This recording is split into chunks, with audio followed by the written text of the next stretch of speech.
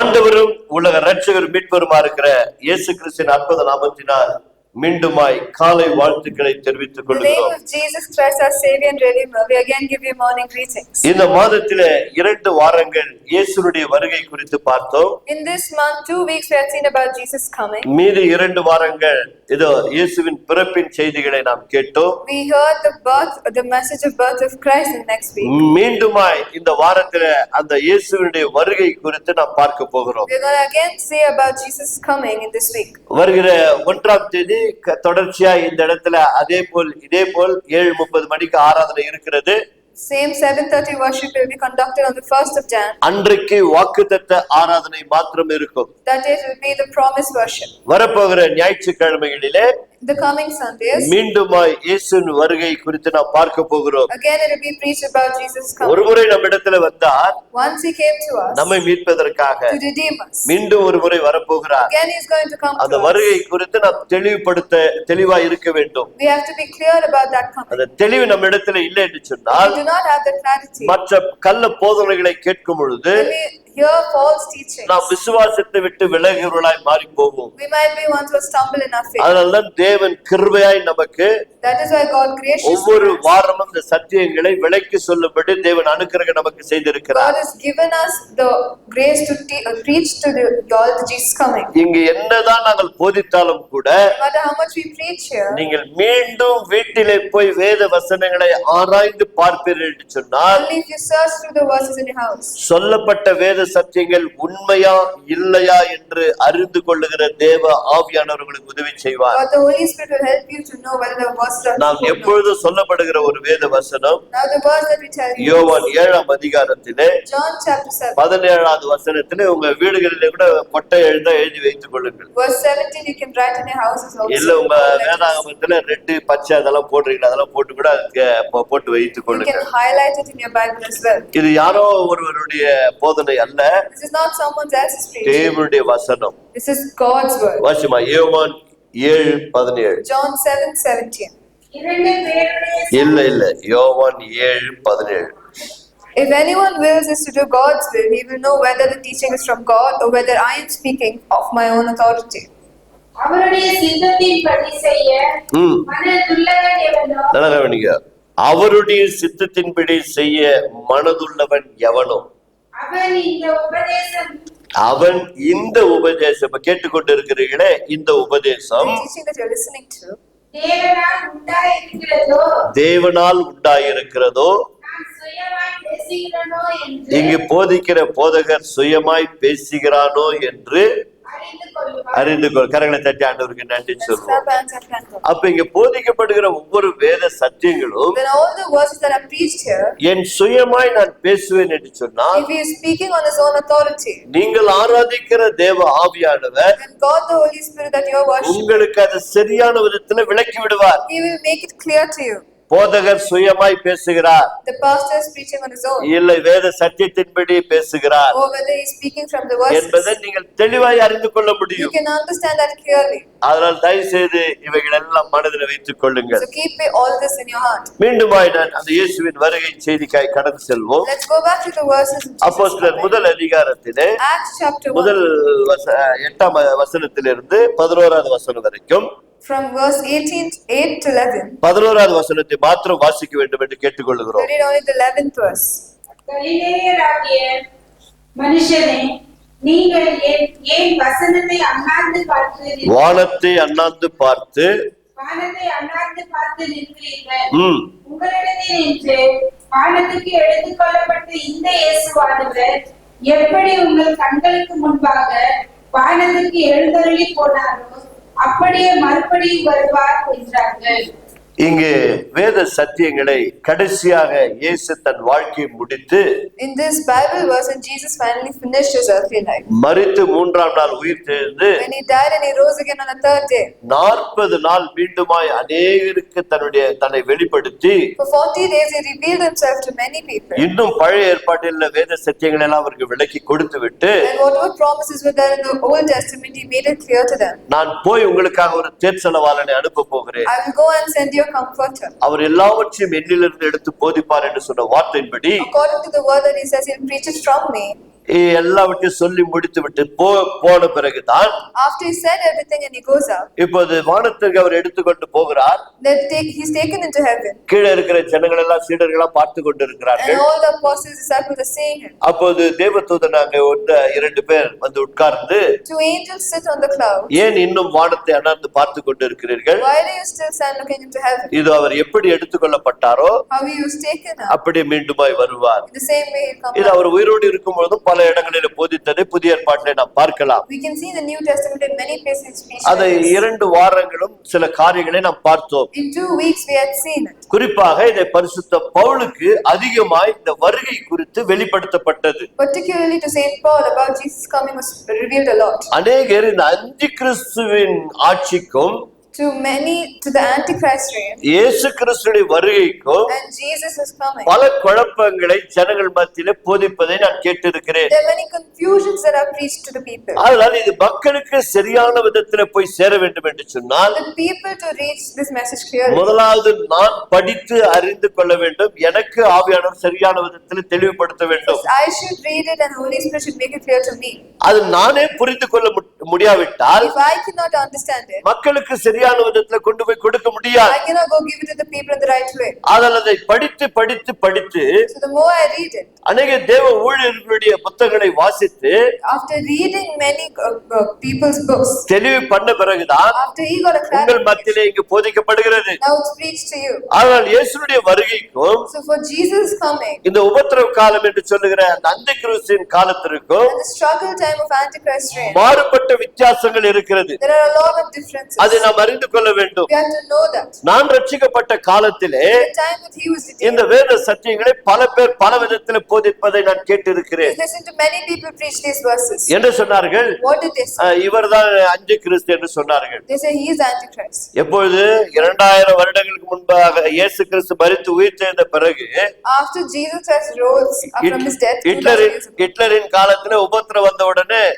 when struggle came in Hitler's reign, இவன் தான் அந்தி கிறிஸ்து என்று சொன்னார்கள். they said he is Antichrist. இப்படி எங்கெல்லாம் உபத்திரவம் பண்ணார்களோ, Wherever the people struggled, எங்கெல்லாம் ஜனங்களை கொடுமைப்படுத்தினார்களோ, wherever the people was made suffer, எங்கெல்லாம் ஜனங்களை கிறிஸ்தவர்களை கொடுமைப்படுத்தினார்களோ, where particularly the Christians were oppressed, அதிகமாய் கொன்று போட்டார்களோ, they killed them. அப்படி எல்லாம் நடக்கும் போதெல்லாம் அந்தி கிறிஸ்து இவர்தான். Whenever that happened, they pointed out to a person saying he is Antichrist. எந்த ஆட்சி வந்து கிறிஸ்தவர்களை நெருக்குகிறார்களோ Whichever king comes, the kingdom comes to oppress the இவர்கள் Christians. அந்தி கிறிஸ்து என்று சொல்லிவிட்டார்கள். They used to say they are the Antichrist. Amen கர்மேடவர்களே, Yes, my dear. அதுவெல்லாம் அந்தி கிறிஸ்து. That is not Antichrist. அந்தி கிறிஸ்து ஒரு நாள் இயேசு எப்படி இந்த பூலோகத்துல மனித அவதாரம் எடுத்து வந்தாரோ, How Jesus Christ came as a human to this earth, பிசாசின் ஆட்சியும் ஒரு நாள் இப்படி இந்த அந்தி கிறிஸ்தின் ஆட்சி வரத்தான் போகிறது. like that only Satan's reign is going to come like that. ஆனால் அதற்கும் இதற்கும் வித்தியாசம் இருக்கிறது. But there is a difference between that and this. இயேசுடைய வருகை முதலாவது இருக்க போகிறது. First, Jesus coming is going to be first. அதன் பிறகுதான் அந்தி கிறிஸ்துவின் ஆட்சி வரப்போகிறது. After that is Antichrist reign. இதில் நீங்கள் தெளிவாய் புரிந்து கொள்ள வேண்டும். You have to understand this clearly. ஆனால் வேதத்திலே சில காரியங்கள் அன்றைக்கு எழுதி வைத்திருக்கிறார்கள் பரிசுத்தவான்கள். The saints have written the Bible way before time. 2 யோவான், அதாவது ஒரே ஒரு அதிகாரம் தான் இருக்கிறது. There's only one chapter in that book. அதுல 7th John. 7வது வசனத்தை வாசித்து பாருங்க. Let's read the 7th verse. அந்தி கிறிஸ்து இன்றைக்கல்ல அன்றைக்கு இருந்திருக்கிறார்கள். There are many people who believe Antichrist was there that time also. உண்மையாக வரப்போகிற அந்தி கிறிஸ்துவும் The Antichrist that is yet to come. இந்த அந்தி கிறிஸ்துக்கு வித்தியாசம் இருக்கிறது. There's a difference between this Antichrist. வாசிங்க. முதல் ஒரே அதிகாரம் தான் இருக்குது, 7வது வசனம். The second letter of John chapter verse 7. மாம்சத்தில் வந்த இயேசு கிறிஸ்துவை நல்லா கவனிங்க. மாம்சத்தில் வந்த இயேசு கிறிஸ்துவை அறிக்கை பண்ணாத அநேக வஞ்சகர் அதாவது அறிக்கை பண்ணாத அநேக வஞ்சகர்கள் உலகத்திலே தோன்றியிருக்கிறார்கள். இப்படிப்பட்டவனே வஞ்சகனும் அந்தி கிறிஸ்துவாய் இருக்கிறான். புரிகிறதா? Do you understand? இது எப்ப எழுதுனது? When did they write this? எப்ப எழுதுனது இந்த புத்தகம்? Late first century. இயேசு கிறிஸ்து மரித்து உயிர்த்தெழுந்து When Jesus Christ died and was rose again, 100 வருடங்களுக்குள்ள எழுதப்பட்டது. within 100 years this was written. இப்ப அந்தி கிறிஸ்து எப்பொழுது இருந்திருக்கிறார்கள்? Then when was this Antichrist there? அன்றைய காலங்களில் இருந்திருக்கிறார்கள். That time itself they were there. சீடர்கள் எல்லாம் ஒன்று போய் போதிச்சுட்டு வந்தா the apostles used to go preach and come. இந்த கள்ள போதகர்கள் வேற மாதிரி போதிச்சு வந்துருவாங்க. And these false preachers will go preach something else. அப்போ அந்தி கிறிஸ்துவின் ஆவினால் ஏவப்பட்டவர்கள் எல்லாம் And all those who are kindled by the Antichrist spirit, மாம்சத்தில் வந்த இயேசு கிறிஸ்துவை அறிக்கை பண்ண மாட்டார்கள். they will not confess Jesus Christ who came in flesh. இவர்தான் உன்னுடைய பாவங்களை மன்னிக்கிறவர் என்று சொல்ல They மாட்டார்கள். will not tell he's the one who forgives your sins. அதனால் இது பல 100 வருடங்களா இது நடந்து கொண்டுதான் இருக்கிறது. Many hundreds of years this has been happening. ஆனால் அந்தி கிறிஸ்து என்று சொல்லுகப்படுகிறவன் But the one who stole us Antichrist, ஒரு நாள் நிச்சயமாய் வரத்தான் போகிறார். one day is definitely going to come. அந்த ஆட்சி உலகம் எங்கும் இருக்க போகிறது. That reign is going to be all over the world. அந்த ஆட்சி ஆரம்ப காலத்துல எப்படி இருக்கும்? How that rule starts at the beginning அது is, மிகவும் மகிழ்ச்சியா it இருக்கும். will be very happy. எல்லா நாடுகளுக்கும் சமாதானம், There will be peace in every எல்லா nation. நாடுகளுக்கும் பொருளாதாரங்கள், And everyone will be wealthy. எல்லா தேவைகளும் சந்திக்கப்படும். All their needs will be met. இவைகள் எல்லாம் ஆரம்பத்துல மிகவும் மகிமையாய் கடந்து போகும். It will look very good at the beginning. ஆனால் நாட்கள் செல்ல செல்ல செல்ல But as the days pass, 3.5 வருடம் முடியும் பொழுது when 3.5 years pass, மீதி இருக்கிற அந்த 3.5 வருடம், மொத்தம் அவருடைய ஆட்சி 7 வருடங்கள். his reign is only for 7 years. அந்த 3.5 வருடத்துல After the next 3.5 அவனால் years, என்னென்ன செய்ய முடியுமோ whatever he can do, எல்லாவற்றையும் செய்வார். he'll do everything. அப்பொழுதுதான் அவன் சொல்லுவான், That time they will say, நான் தான் இந்த உலகத்திற்கு கடவுள் என்று. I am the God of the world. அப்பொழுதுதான் ஜனங்களுடைய கண்கள் திறக்கப்படும். That time only the people's eyes will be open. ஆமெனுக்கு அருமையானவர்களே, Yes, my dear people. அதனால் இயேசுவுடைய வருகை பற்றி இப்போது பரிசுத்த பவுல் சபைக்கு எவ்வளவு தெளிவாக எழுதி வைத்திருக்கிறார் என்று பார்க்க We're போகிறோம். going to see how St. Paul writes to the churches clearly about the coming of Jesus. Pavul எல்லா நிருபங்களையும் வருகை குறித்தும் In every letter of his, he's written about இயேசு the coming. கிறிஸ்து எப்படி மரித்தார், எப்படி உயிர்த்தெழுந்தார் என்பதை பற்றி தெளிவாக எழுதப்பட்டு இருக்கிறது. He's written clearly in all the letters how he died, how he rose again. இந்த பரிசுத்த பவுல் இயேசுவுடைய சீடனும் அல்ல. Paul was not even a disciple of Jesus. இவன் மத வைராக்கியத்தில் வாழ்ந்து கொண்டிருந்தவன். He was living with a zealous இயேசு religion. கிறிஸ்து மரித்து உயிர்த்தெழுந்து கடந்து போன பிறகு அதன் பிறகு ரட்சிக்கப்பட்டவன். He was redeemed after Jesus Christ rose again and went into heaven. அதை குறித்து 2 வாரங்கள் நாம் பார்த்தோம். We saw about that in 2 weeks. 1 தெசலோனிக்கேயர் 4ஆம் அதிகாரத்துல 13 18 முடிய வசனங்களை நாம் பார்த்தோம். We had seen in the book of 1 Thessalonians chapter 4 verse 13 to 18. அது என்ன சொல்லுகிறது? What does it say? இயேசுவுடைய வருகை இந்த அந்தி கிறிஸ்து ஆட்சிக்கு முன்பதாக வரக்கூடியது. Jesus' coming is before the Antichrist rule. தயவுசெய்து கவனிங்கள், மீண்டுமாய் சொல்லுகிறேன். We'll tell again, pay attention. அந்தி கிறிஸ்து ஆட்சி வருவதற்கு முன்பதாக Before the rule of Antichrist begins, ஒரு ரகசிய வருகை இருக்கிறது. there's going to be a secret coming. அந்த வருகையிலே வருவதற்கு முன்பதாக Before in that secret நாம் coming, யாவரும் ஆயத்தமாக வேண்டும். we all should be prepared. அந்த வருகையிலே In that coming, நாம் எடுத்துக்கொள்ளப்படுவோம் என்று சொன்னால் if we are taken up, நாம் பாக்கியவான்கள். we are blessed. ஏற்கனவே பல கோடி மக்கள் மரித்திருக்கிறார்கள். Many crores of people have already died. இந்த 2000 வருடங்களாய் ரட்சிக்கப்பட்டவர்கள் மரித்து அடக்கம் செய்யப்பட்டிருக்கிறார்கள். In this 2000 years that has passed, all the holy people have died. நாம் இப்பொழுது உயிரோடு இருக்கிறோம். Now we are alive. நமக்கு பின் வருகிற நாட்களும் இன்னும் அநேகர் உயிரோடு இருக்க போகிறார்கள். In the future to come, there are many people who are going to be alive. ஒருவேளை இயேசு வருகைக்கு முன்பாக நம்முடைய வாழ்க்கை ஒருவேளை முடியலாம். Before Jesus coming, if our lives end, இப்படி அது எப்படி நடந்தாலும் சரி, however it happens, இயேசுடைய வருகை Jesus coming, அந்தி கிறிஸ்து ஆட்சிக்கு முன்பதாக வரும். it will be before the Antichrist rule. ஏன் இதை இவ்வளவு தெளிவாய் போதிக்கிறோம்? Why we preach this clearly அந்தி is, கிறிஸ்து ஆட்சியிலே in the time of Antichrist, பரிசுத்த ஆவியானவர் பூமியிலே இருக்க the மாட்டார். Holy Spirit wouldn't be there in this earth. இப்பொழுது பூமியிலே In this earth, right? பரிசுத்த ஆவியானவர் எங்கும் உலாவிக் கொண்டிருக்கிறார். The Holy Spirit is roaming all around the world. யோவேலின் புஸ்தகம் 2ஆம் அதிகாரம் 28வது வசனத்திலே சொல்லப்பட்ட வேத சத்தியத்தின்படி According to the promise told in the book of Joel, chapter 2, verse 28, பெந்தெகோஸ்து நாளிலே the day of Pentecost, மாம்சமான யாவர் மேலும் on everyone who's என் ஆவியை ஊற்றுவேன் என்று சொன்னவர் it's so that I will pour my spirit on இந்த them. 2000 வருடங்களாய் In these 2000 ஒவ்வொரு years, காலங்களிலும் ஊற்றிக்கொண்டே வருகிறார். He's pouring His spirit on அவருடைய everyone. கிருபை நடந்து கொண்டே இருக்கிறது. His grace is walking with them. ஆயிரம் மக்கள் ரட்சிப்பிலே வந்து கொண்டுதான் இருக்கிறார்கள்.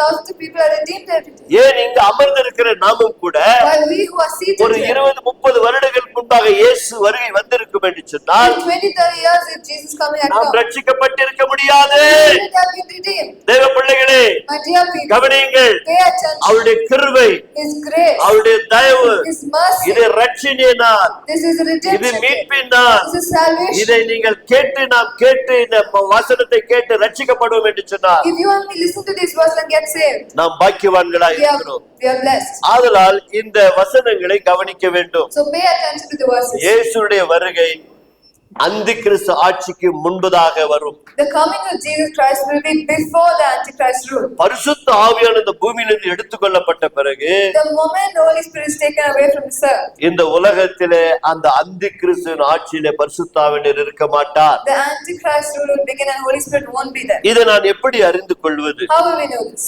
2 தெசலோனிக்கர் The letter of 2 Thessalonians, 2ஆம் அதிகாரம் 2nd chapter. முதல் 7 வசனங்களை The first 7 verses. பொறுமையோடு கூட வாசிக்கிறார்கள். We'll read it slowly. கவனிங்கள். Pay attention.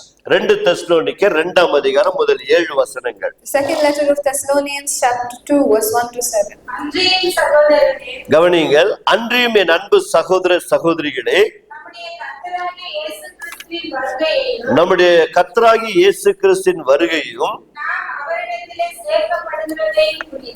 அவரிடத்தில் சேர்க்கப்படுவதையும் குறித்து நாங்கள் உங்களை மீண்டும் மீண்டுமாய் சொல்லி வேண்டிக் கொள்வது என்னவென்று சொன்னால், ஒரு ஆவியினாலாவது வார்த்தையினாலாவது எங்களிடத்திலிருந்து வந்ததாய்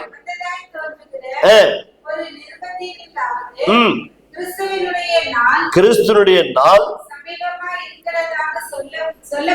சொல்லப்பட்டால் உடனே சஞ்சலப்படாமலும் கலங்காமலும் இருங்கள்.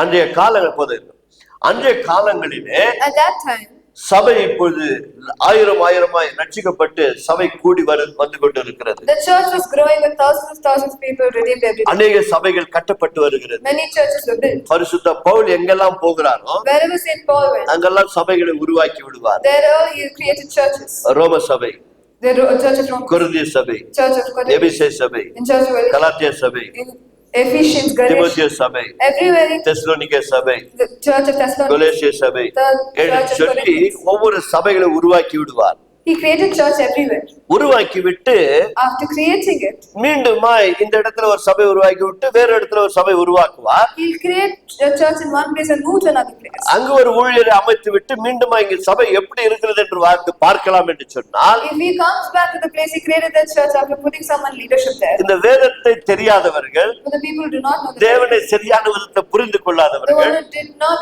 know who God is. சில கள்ள போதனைகளை போதித்து விட்டு போயிடுவார்கள். They'll preach a few false preachings and they'll leave. பாரம்பரியத்தை உள்ளே கொண்டு வந்து விடுவார்கள். They'll get into traditions. மீண்டுமாய் ஜனங்கள் தடுமாறி கொண்டு இருப்பார்கள். And again people start stumbling. ஆனால் மக்களை மீண்டுமாய் விசுவாசத்தில் சரியான விதத்தில் கொண்டு வர வேண்டும். So to bring them back again to faith. அதனால்தான் நீங்க எழுதுகிறார், That is why it's written here. நாங்க கொண்டு அனுப்பாத கடிதங்கள் உங்களிடத்துல வந்து A letter seeming to be from us is not. இவர்கள் தான் கொடுத்தார்கள் என்று சொன்னால் If it's told that they only have given, உடனே கலங்கி போகாதீர்கள், don't be quickly shaken. உடனே சஞ்சலம் அடைந்து விடாதீர்கள், Don't be alarmed easily. கவனமாயிருங்கள். Pay attention. இதைத்தான் கலாத்தியர் கடந்த முறையில் சொன்னேன், That's what I have told in the letter. மீண்டுமாய் சொல்லுகிறேன். Again it இந்த tells you. கலாத்திய சபையில கலாத்திய புத்தகத்தை நீங்கள் வாசிப்பீர்கள் என்று சொன்னால் If you read the letter to Galatians, அவர்களை அதிகமாய் கடிந்து கொண்டதை அதுல பார்க்கலாம். you can see he's disciplined them a lot there. ஏன் பேதுருவே அதுல கடிந்து கொண்டதை பார்க்கலாம். When Peter has warned them. காரணம் என்ன? What is the reason? அங்கே சில ஊழியர்கள் என்ன செய்து விட்டார்கள், What few preachers did is, இதையும் செய்ய வேண்டும் அதையும் செய்ய வேண்டும் கள்ள போதனையிலே உள்ளே நுழைத்து விட்டார்கள். they started bringing in false preachings to them. Pavul 4 இடத்துல ஊழியம் செய்துவிட்டு தன்னுடைய சபை எப்படி இருக்குது என்று பார்க்கலாம் என்று சொன்னா Paul will do his ministry in 4 places, come back to see how his ministry is here. எல்லாத்தையும் குழப்பி வச்சிருப்பாங்க. Everyone will be confused. வாசிங்க கலாத்தியர் முதல் அதிகாரம்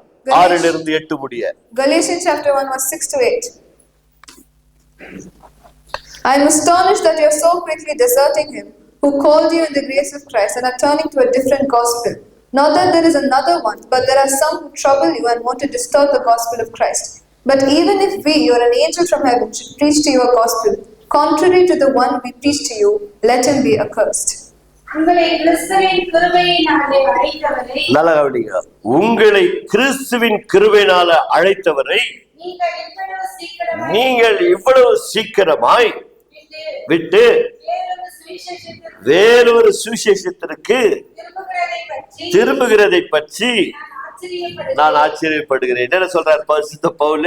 What the Saint Paul says here. கலாத்திய சபை அருமையா கட்டி வச்சுட்டு போனார். He built the church of Galatians beautifully. மீண்டும் திரும்பி வந்து பாக்குறாரு, He comes back to see it. வேற யாரும் என்னென்னோ விதைச்சிட்டு போயிட்டு இருக்கிறாங்க. Many people have sown another seed in கலைகளை விதைத்து போனதுனால because they have preached false preaching. அவருடைய விசுவாசம், அவருடைய நடவடிக்கைலாம் வேற மாதிரி இருக்கு. The way they walk, they were not walking according to the gospel. அதான் அங்க கேக்குறாரு, That is why he's asking them. இந்த கிறிஸ்துவின் கிருபையின் சுவிசேஷத்தை கேட்டீங்க இல்லையா? You heard the gospel of Christ. இவ்வளவு சீக்கிரம் அந்த சுவிசேஷத்தை விட்டு வேறொரு சுவிசேஷத்துக்கு போயிட்டு இருக்கிறீங்களே, How are you so soon deserting that gospel and leaving to another one? யோசித்து பாருங்க. You think and see. இது என்ன நியாயம்? What justice? நான் உங்களுக்கு போதித்தது என்ன? What did I preach to இப்ப you? நீங்கள் எப்படி நடந்து And கொண்டிருக்கிறீர்கள்? what are you doing? இப்ப எப்படி ஆராதித்துக் கொண்டிருக்கிறீர்கள்? How are you worshiping? இப்படிதான் காலாகாலமாய் போதித்துக் கொண்டு வரும் பொழுது Like this only when they're preaching continuously. சில நாட்களில் சபைகள் ஆவிக்குரிய சபையாய் நிச்சயமா தேவனுக்கு பிரியமாய் நடந்திருக்கிறது. Sometimes the church will walk slow according to the Lord in the Spirit. நம்முடைய ஆதி திருச்சபை இப்படிதான் சரியான விதத்தில் நடந்து கொண்டிருந்தது. The early church also was walking like this only. நாளடைவிலே தானே But as days passed, இந்த மாம்சத்தில் பிறந்த இயேசு கிறிஸ்துவை அறிக்கை பண்ணாமல்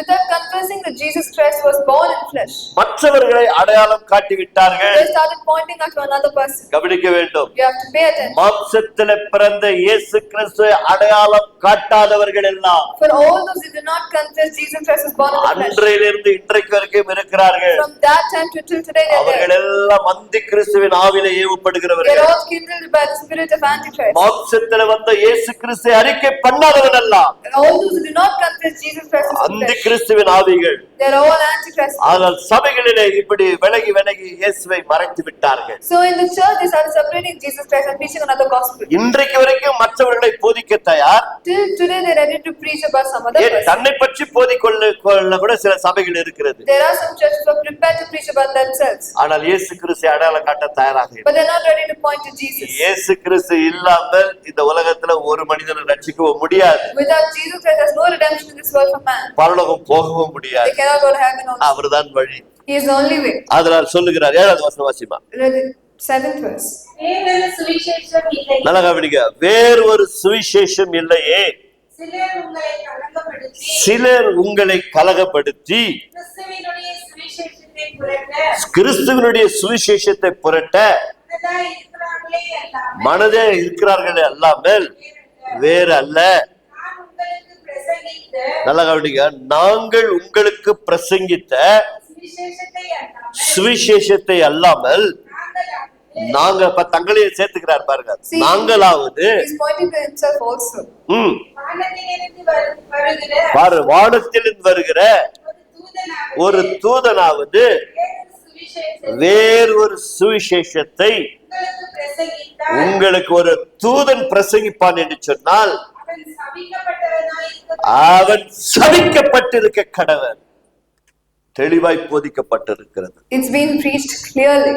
எந்த மனித குல சாபத்தில் விழுந்ததோ, which mankind fell under curses, அந்த மனித குலத்தின் சாபத்தை கல்வாரி சிலுவையிலே கர்த்தர் சுமந்து தீர்த்தார். Jesus already bore all those curses on the Calvary cross. இவ்வளவு பெரிய சத்தியம் போதிக்கப்பட வேண்டிய இடத்திலே In the place where such a big truth should be preached, இயேசு கிறிஸ்துவை மறைத்துவிட்டு they cover Jesus Christ. நீ இன்னாரிடத்திலே வேண்டிக்கொள், And you pray to this person. நீ அவரிடத்திலே கேட்டுக்கொள், You ask to that person. என்னிடத்திலே வா You come to me. என்று சொல்லி போதிக்கப்படும் பொழுது When it's preached like that, அவர்கள் சாபத்திற்குள் ஆவார்கள். they will go under curse. அது வானத்திலிருந்து வருகிற ஒரு தூதனாய் இருந்தாலும் சரி, Let it be an angel from heaven. வானத்திலே ஒரு தூதன் வருவான் என்று சொன்னார், If an angel comes from heaven, நீயும் நானும் நினைத்து விடக் கூடாது, you and me shouldn't think, ஓ தேவதூதர் வந்து விட்டார் என்று சொல்லி. oh, angel is come. அவன் ஒளியின் வேஷத்தை தரித்து கொண்டு வருகிறவனாய் இருக்கிறான். He might also be the one who's wearing a disguise of light. வேத புத்தகத்திலே தெளிவாய் எழுதப்பட்டிருக்கிறது அவனை குறித்து. It's written clearly about him in the இந்த Bible. சுவிசேஷத்தின் ஒளியை காணாதபடிக்கு, For the ones who not to see the gospel of him, இந்த வேத புத்தகத்தின்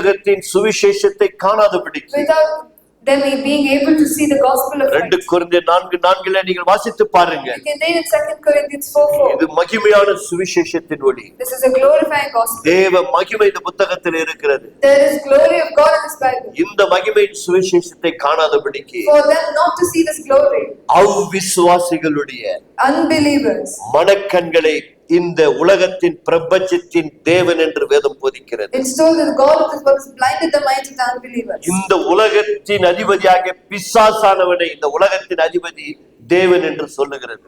Now it's so God of this world is Satan. அந்த பிசாசானவன் That Satan, அவிசுவாசிகளுடைய the unbelievers, கண்களை குருடாக்கி விடுகிறார். he's blinded the eyes of them. அப்போது எதை சொன்னாலும் நம்புவார்கள். They will believe whatever you tell இந்த them. சுவிசேஷத்தை தவிர Without this gospel, வேறொரு சுவிசேஷம் அறிவிக்கப்படுவார்கள் என்று சொன்னார். if another gospel is preached to you, அவர் மனிதனாய் இருந்தாலும் சரி, whether he's a man தேவ தூதன் என்று தன்னை அடையாளம் காட்டிக் கொண்டாலும் சரி, or he shows himself as அவன் a man, சபிக்க கடவுள். he's accursed. இயேசு மீண்டும் வருகிறது உண்மை. It's true that Jesus is going to come our again. நிச்சயமாய் வரத்தான் போகிறார். He's definitely going to come ஒரு again. முறை அவர் வந்தார் Once he came நம்மை மீட்பதற்காக, to redeem us, மீண்டுமாய் ஒரு முறை வரப்போகிறார். again he's going to come ஆயிரம் பரிசுத்தவான்களோடு கூட with all the saints. நாமும் அவரோடு கூட எடுத்துக்கொள்ளப்பட, We'll also be taken again அவருடைய ராஜ்யத்தில் இருக்க, to stay in his kingdom, அவரோடு கூட இருக்க, to stay with him, நம்மை அழைத்து போக to call us. மீண்டுமாய் வரப்போகிறார். He's going to come again. அதனால இயேசு இந்த பூமியில வாழும்போது That சொன்னார், is when Jesus lived on உங்கள் earth. இதயம் கலங்காதிருப்பதாக,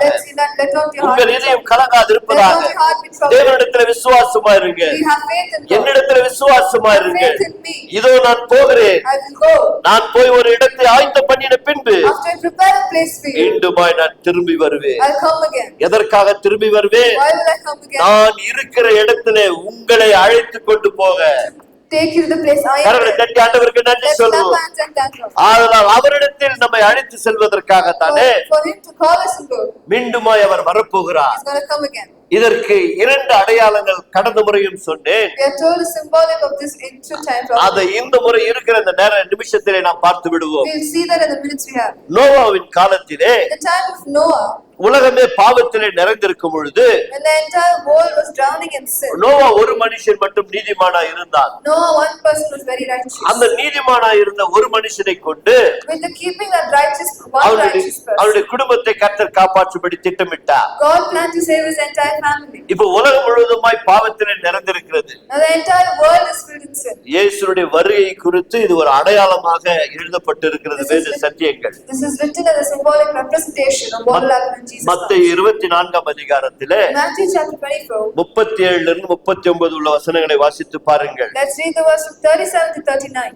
ஆதியாகமம் 19ஆம் அதிகாரத்திலே Genesis chapter 19. 12 இருந்து 25 உள்ள வசனங்களை வாசித்து பாருங்கள். Read the verse from 12 to 25. இந்த இடத்துல தெளிவா எழுதப்பட்டு இருக்கிறது. It's written clearly. ஆதலால் இந்த 2 காரியங்கள் எதற்காக சொல்லப்படுகிறோம்? So why this is told to you all? நோவாவின் காலத்திலே In the time of Noah, நோவாவுக்கு ஒரு எச்சரிப்பின் செய்தியை கொடுத்து a warning message is given to him. அவனுக்கு ஒரு பேழை கட்டும்படி சொன்னார். And God commanded him to build an ark. அவனுக்கு பேழை கட்டும் என்று சொல்லும் பொழுது அவனுக்கு 500 வயது இருந்தது. He was 500 years old when he was commanded to build an ark. ஆனால் பேழை கட்டி முடிக்கும் பொழுது But when he finished the ark, அவனுக்கு வயது 600 ஆக இருந்தது. his age was 600. அப்போது எவ்வளவு நாட்கள் ஆனது? Then how many years are taken? 100 வருடங்கள் நோவா பேழையை கட்டி இருக்கிறார். For 100 years Noah built an ark. அதனால் ஆண்டவராகிய இயேசு கிறிஸ்துவும் கூட So Jesus Christ said that only. நான் போய் உங்களுக்காக ஒரு ஸ்தலத்தை ஆயத்தம் பண்ணின பிறகு After I prepare a place for you all, மீண்டுமாய் வருகிறேன் என்று சொன்னார். he said he'll come again. எதற்காக? Why? மீட்கப்பட்ட பிள்ளைகளை எடுத்துக்கொண்டு போவதற்காக. To take the children who have been redeemed. இது போலதான் நோவாவின் காலத்திலும் கூட Like that only in the days of Noah, எச்சரிப்பு கொடுத்தவர் God who gave warning, கிருபையாய் 100 வருடங்கள் காத்திருந்தார். he waited gracefully for 100 years. 100 வருடங்கள் பேழை கட்டுகிற வரைக்கும் தேவன் காத்திருந்தார். Till the time Noah built the ark, he waited. ஒரு மனுஷனும் மனம் திரும்பவில்லை. Not one man repented. பேழை கட்டும் போதே அவன் சுவிசேஷத்தை அறிவித்திருக்கிறார். He started preaching when he started building ஒரு the ark. மனிதன் மனம் திரும்பவில்லை. Not one man repented. ஆதியாகமம் 6ஆம் அதிகாரத்தில் நீங்கள் பார்ப்பீர்கள் சொன்னால் அதை பற்றி எழுதி வைத்திருக்கிறது. It's written clearly in the Genesis chapter 6. 7ஆம் அதிகாரத்திலே In the 7th chapter, 6ஆம் அதிகாரம் கடைசி முடிவிலே செய்து முடித்தான் என்று at எழுதப்பட்டிருக்கிறது. the end of the 6th chapter, it's written that he finished the message. 7ஆம் அதிகாரத்திலே In the 7th chapter, மீண்டுமா அவர் சொன்ன வார்த்தையின்படி பேழைக்குள் எல்லா மிருகங்களும் எல்லா பறவைகளும் என்னென்ன நோவா காப்பாற்றப்பட்டானோ, நோவா எவைகளெல்லாம் கப்பலில் வைத்தானோ அவைகள் தான் இன்றைக்கு உயிரோடு இருக்கிறது. all the creatures that God had commanded him to keep in the ark, whatever he has kept on it, exists today. அவைகள் முடித்த பிறகும் கூட After finishing that also, 7 நாள் காத்திருந்தார். he waited for 7 days. 100 வருடம் இல்ல, Not 100 years. இவ்வளவு நோவா பேழைக்குள்ள எல்லாவற்றையும் ஏற்றுகிறானே. And Noah is taking so many creatures inside the ark. இவன் சொல்லுகிற அந்த மழை வரவும் Maybe the rain is telling, but நிச்சயமாய் வந்து விடுமோ? will it definitely come? உணர்வே இல்லை. They never had that feeling. அதுதான் பெரிய ஆச்சரியம் என்னவென்று சொன்னால், What the great surprise here is, இயேசு இந்த பூமியில வரும்பொழுது சொன்னார், when Jesus came to earth, he said, நோவாவின் காலத்திலே எப்படி நடந்ததோ how it happened in the days of Noah, அப்படியே. like that only. இந்த வார்த்தையை மனதில் வைத்துக் கொள்ள வேண்டும். Pay attention, keep this. நோவாவின் காலத்திலே எப்படி இருந்ததோ For as with the days of Noah, அப்படியே so will be, மனுஷகுமாரன் வரும் காலத்திலே நடக்கும். will happen in the coming of Son of Man. எப்பொழுது மனுஷகுமாரன் வருவார்? When the Son of Man will come, வானத்திலிருந்து மழை வந்தது, when the rain came, வெள்ளம் வாரிக்கொண்டு போய் கொண்டிருக்கிறது, the flood is hitting everybody and taking. வாரிக்கொண்டு போய் கொண்டிருக்கிறது. It is sweeping them away and going. அப்பொழுது ஒரு மனுஷன் கடவுளை நோக்கி கூப்பிடவில்லையா? That time also not one man called out to God. சிந்தித்து பாருங்கள். You think and see. உணர்வில்லாத ஜனங்களாய் மாறுகிற வரைக்கும் Till the time people turn without feelings, இயேசுனுடைய வருகை தாமதித்துக் கொண்டுதான் இருக்கும். the coming of Jesus will be postponed. அதுவரைக்கும் இயேசுனுடைய வருகை வராது. Till then he won't come. இரண்டாவதா, Secondly, ஆதியாகமம் 19 அதிகாரத்திலே Genesis chapter 19, 12 25 முடிய from 12 to 25, ஆபிரகாம் Abraham, தன்னுடைய உறவினராகிய லோத்துக்காக செபிக்கிறார். he prays for his brother Lot. அவன் அறியாமல் தன் உலக சிற்றின்பத்திற்காக இவனை விட்டு பிரிந்து வேறொரு தேசத்தில் போய் வாழ்ந்து He கொண்டிருக்கிறான். falls in the magic of the world's riches and he goes to a place in Sodom and Gomorrah. Sodom குமரா என்ற இடத்துல வாழ்ந்து கொண்டிருக்கிறார். He lives in the place of Sodom and அந்த Gomorrah. இடத்துல பாவம் பெருகி இருக்கிறது. The sins is increased. பாவம் பெருகி இருக்கிறது. Sin is increased. தேவன் சொன்னார், Now God says, இந்த இடத்தை நான் அழிக்க போகிறேன். I'm going to destroy this place. Abraham எவ்வளவோ ஆண்டவரிடத்திலே ஜெபித்து பார்க்கிறார். Abraham prayed so much to God. அவருடைய ஜெபத்தை கேட்டவர் God listened to his. இறங்கி இறங்கி இறங்கி வராரு. He comes down little by little. அவன் என்ன கேக்குறான்னா அந்த ஆலோசனையின்படி இறங்கி வராரு. Whatever Abraham prays, according to that, God does it. நம்முடைய ஆலோசனை கேட்கறதுக்கு நம்ம தேவன் உயிரோடு இருக்கிறாங்க. God is ready to listen to our requests also. 10 பேர் இருந்தா நான் அழிக்க மாட்டேன்றாரு. He says, if there are 10 good people in the place, I won't destroy it. Noah குடும்பத்துல இது லோத்து குடும்பத்துல எத்தனை பேர் இருக்கிறாங்க? How many people are there in Lot's family? லோத்து மனைவி, Lot and his wife, அவருக்கு 2 பிள்ளைகள், and his daughters. மொத்தம் 4 பேர் தான். There are only 4 people. இன்னும் 6 பேர் இல்ல. There are no 6 more. சரி, அந்த பிள்ளைகளுக்கு பெண் மாப்பிள்ளை பார்த்து இருக்கிறாங்க. அவங்க 2 பேரும் சேர்த்தாலும் 6 பேர் தான். Even if they're going to count in all the betrothed, it only takes 6. ஒருவேளை அந்த மாப்பிள்ளை பாக்குற 2 குடும்பத்துல 2 அப்பா அம்மா வந்தா 10 பேர் ஆயிட்டு இருக்கும். Maybe in that family, if the mother and father had come, it would have become 10. அந்த கோணத்துல தான் கர்த்தர் திட்டமிட்டு சொல்றாரு.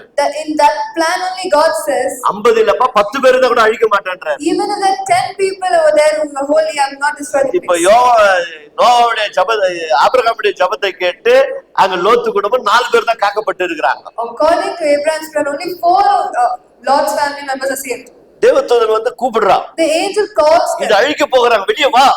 God is going to destroy this place. You come outside. அவன் போய் அவங்க அந்த மருமக கல்யாணம் பண்ணிக்க போகிறாங்க. 2 மாப்பிள்ளைய கூப்பிடுறாங்க. He goes call the sons-in-law. அந்த வீட்டார கூப்பிடுறாங்க. He goes to call them. அவங்க வர தயாரா இல்ல.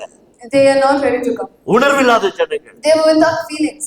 கோபம் நெருங்கி கொண்டே இருக்கிறது. His anger is increased. கந்தகம் வானத்திலிருந்து விழ போகிறது. Sulfur and fire is going to come. தேவதூதன் லோத்து அவனுடைய குடும்பத்தை கையை பிடிச்சி இழுத்துட்டு அந்த ஊருக்குள்ள வெளியே விடுறான். The angel drags them out of the place and comes out. கிருபை இன்னும் இருக்குது. Grace is still there. இன்னும் நியாய தீர்ப்பு நடக்கல. Still the judgment is not yet come. என்ன நடக்குது? What happens now? லோத்தை பார்த்து சொல்றான், Lord says, இந்த மலைக்கு ஓடிப்போ.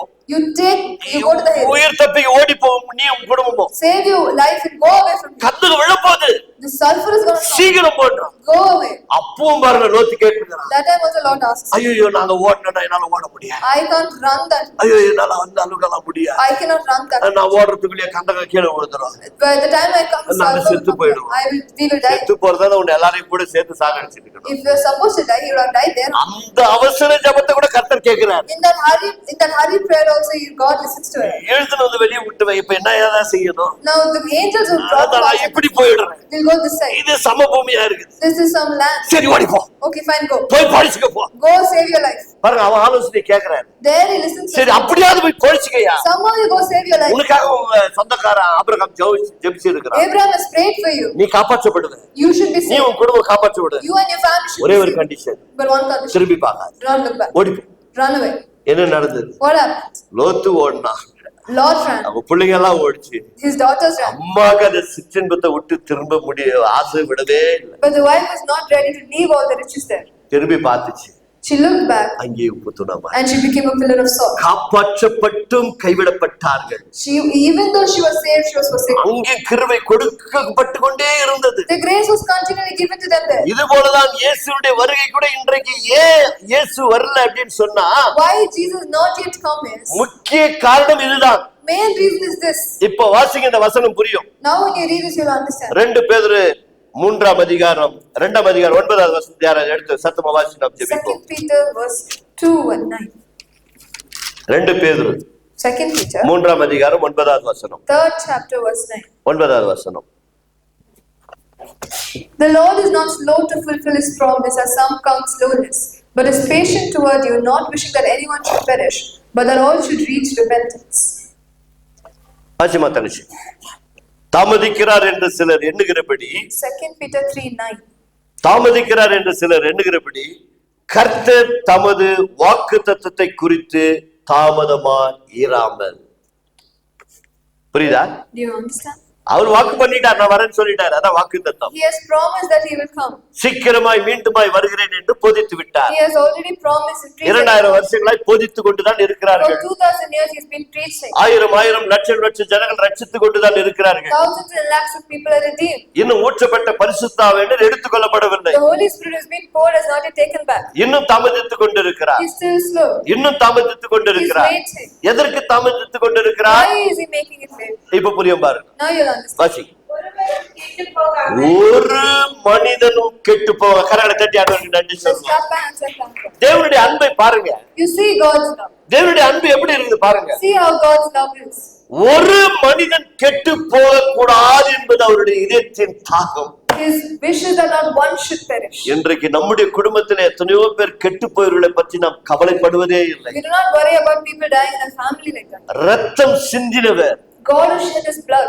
ஜீவனை கொடுத்தவர், God who gave up his life. அவருடைய இதயம் எப்படி இருக்குது என்று சொன்னா See how his heart is. ஒரு மனிதனும் கெட்டு போக கூடாது என்று சொல்லி Not one should perish.